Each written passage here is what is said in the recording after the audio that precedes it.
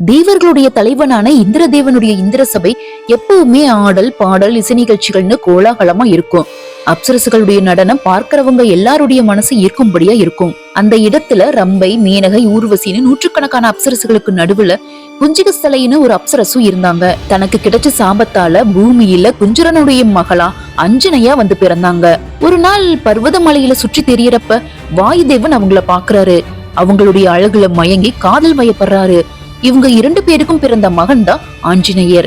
சிறு வயதா இருக்கும்போது சூரியனை பழம்னு நினைச்சு சாப்பிட தாவி குதிச்ச ஆஞ்சநேயரை தடுத்து நிறுத்துறதுக்காக தன்னுடைய வஜ்ராயுதத்தை ஏவுனாரு இந்திரதேவன். அந்த வஜ்ரத்தால தாக்கப்பட்டு உடல் முழுவதும் சிதைந்து போய் சைலமலை உச்சியில வந்து விழுந்தாரு ஆஞ்சநேயர். இதனால என்ன ஆச்சுன்னா அவருடைய இடது கன்னத்துல இருந்த எலும்பு உடைஞ்சு போயிடுது. இதனாலதான் அவருக்கு அனுமன்னு பெயர் வந்துச்சு.